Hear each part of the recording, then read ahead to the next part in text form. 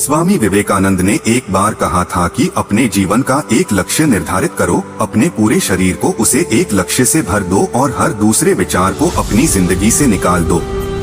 यही सफल होने का मूल मंत्र है। हम में से कई लोग डॉक्टर एपीजे अब्दुल कलाम साहब को इंस्पिरेशन मानते हैं, लेकिन क्या आपको पता है कि उनकी इंस्पिरेशन कौन है?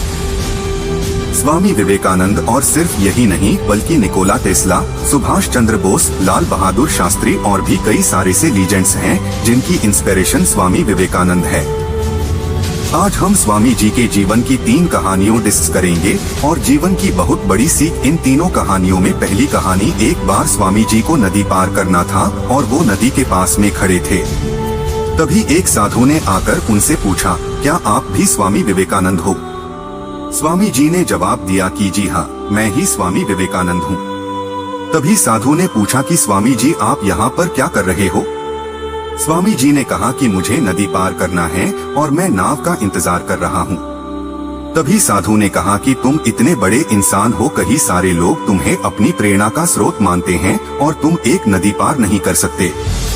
देखो मैं तुम्हें नदी पार करके बताता हूँ।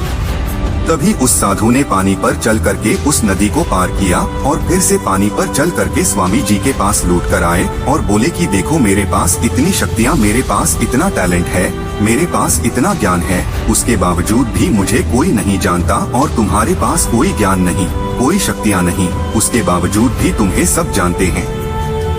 तभी स्वामी जी मुस्कुराए और साधु से पूछा कि तुम्हें ये विद्या सीखने में कितना टाइम लगा? साधु ने कहा कि 15 साल। इतने में स्वामी जी की नाव आ गई और स्वामी जी ने साधु को नाव में बिठाया और वहां से चल दिए। दोनों ने नाव में बैठकर नदी पार की और पार करने के बाद स्वामी जी ने अपनी जेब से 1 रुपया बाहर निकाला और उस नाव वाले को दे दिया, यानी कि दोनों को मिला के 5050 पैसे यानी 1 रुपया उन्हें दे दिया।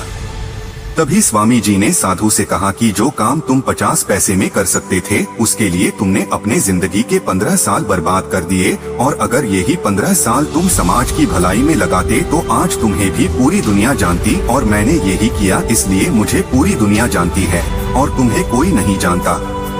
और स्वामी जी ने साधु से कहा कि तुम्हारी तरह कई सारे लोग ऐसी चीजों में अपने दिन, हफ्ते, महीने, साल लगा देते हैं जिनका उनकी जिंदगी में कोई मतलब नहीं निकलता।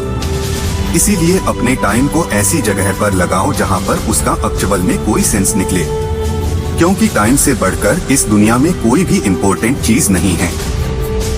अगर समय बर्बाद तो जिंदगी बर्बाद। दूसरी कहानी, एक बार स्वामी जी एक ब्रिज पर चल रहे थे, तभी वहां पर कुछ बंदर उनके पीछे पड़ जाते हैं।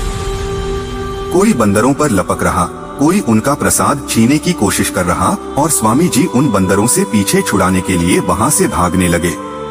स्वामी जी भागे जा रहे थे और वो बंदर भी उनके पीछे पीछे भागने लगे। तभी एक आदमी ने स्वामी जी से कहा कि तुम डरो मत, इनका सामना करो।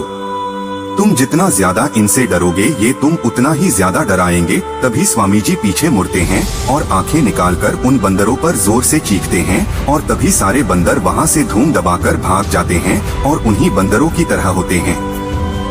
हमारे नेगेटिव थॉट्स जिनसे हम डरते हैं और जितना ज्यादा हम इनसे डरेंगे ये हमें उतना ही ज्यादा डराएंगे। इसीलिए नेगेटिव थॉट्स और डर से डरो मत, बल्कि उनका सामना करो। इनसे तुम जितना ज्यादा डरोगे ये तुम्हें उतना ही ज्यादा डराएंगे, और अगर तुम इनका सामना करते हो तो नेगेटिव थॉट्स और डर भी एक दिन तुमसे डर जाएगा। तीसरी कहानी, एक बार स्वामी जी उनके गुरु श्री रामकृष्ण परमहंस के साथ कहीं जा रहे थे। तभी रास्ते में उन्हें एक आदमी मिला जो पत्थर पर कुछ बना रहा था। तभी रामकृष्ण परमहंस जी ने पूछा कि तुम इस पर क्या बना रहे हो? तभी उस व्यक्ति ने जवाब दिया कि मैं एक राजा की मूर्ति बना रहा हूँ। रामकृष्ण जी ने पूछा कि क्या उस राजा की तुम्हारे पास में कोई तस्वीर है? तभी उस मूर्तिकार ने कहा कि नहीं, मेरे पास उनकी कोई तस्वीर नहीं है। तभी रामकृष्ण जी बोले कि अगर तुम्हारे पास उनकी कोई तस्वीर नहीं है तो फिर तुम उनकी मूर्ति कैसे बना सकते हो? तभी उस मूर्तिकार ने जवाब दिया कि भले ही मेरे पास उनकी कोई तस्वीर नहीं है, लेकिन मेरे दिमाग में उनकी स्पष्ट तस्वीर छपी हुई है। और कुछ ही देर बाद उस मूर्तिकार ने राजा की सुंदर मूर्ति बनाई भी, और स्वामी जी ये सारा दृश्य अपनी आंखों से साफ देख रहे थे। और तभी उन्हें अपने कुछ सवालों का जवाब मिल गया कि अगर कोई भी इंसान अपनी जिंदगी में कुछ भी पाना चाहता है, तो उस मुकाम की या फिर उस चीज की तस्वीर उसके माइंड में एकदम क्लियर होना चाहिए।